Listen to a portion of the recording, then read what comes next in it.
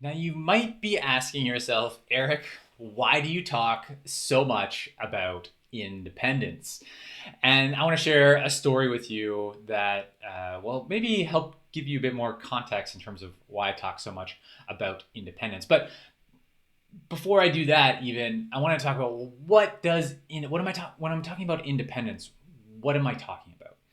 So when I'm talking about independence, it's supporting your loved one to develop the motivation and the ability to do more of the everyday things on their own, or maybe with a little bit less support.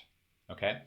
So why do I talk so much about this, and why is it helpful for you? Well, you might have some ideas around that, but I want to share a story. So when my sister was when we're planning for my sister to move out of mom and dad's place and into my place in 2018, um, we were looking at, well, mom is providing a lot of support, right? Mom is the primary caregiver. Mom is, doing everything from helping Sarah get up in the morning to meals to planning her day to transportation to helping my sister with their evening routine. So, like, everything, right?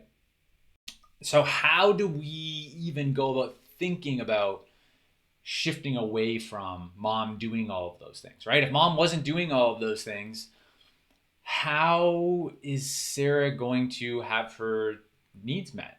How is she going to be supported properly? So we did have part of a solution in terms of we were able to access some support.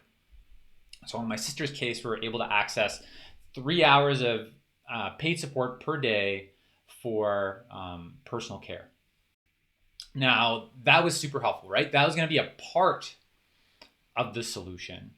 But we also knew that my sister was going to need more support than just those 3 hours a day. So we're figuring out, well, how? Like, how are we gonna make that happen? And the reality is that we're vastly underestimating Sarah's capability. Vastly underestimating Sarah's capability.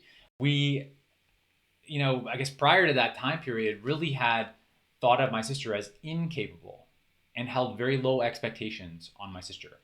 And this is the reality for many people with developmental disabilities, and maybe for you and your family as well.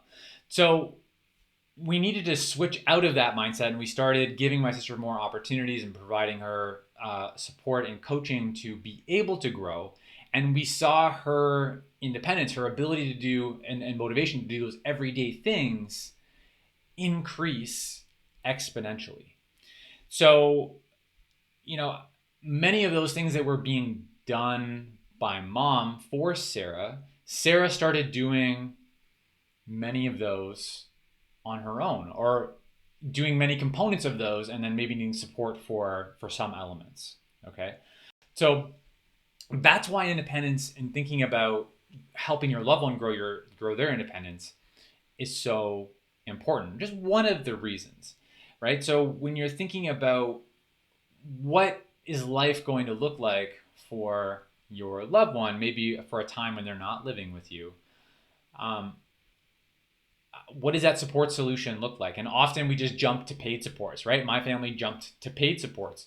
And the reality is if mom wasn't doing it, like, it was either going to be paid support or it was going to be Sarah learning how to do new things and growing her independence, so her capability, or maybe it was going to be some natural supports, right? So we can consider kind of a mix of those things rather than just being locked in on paid support, because often we don't have the access to paid support or good paid support or the right paid support. Really helping your loved one grow their independence is a forgotten thing.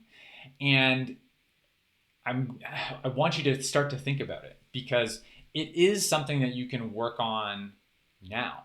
It is something that you can work on during the COVID time period. It's something that many families have supported their loved one to grow tremendously during this COVID time period, right?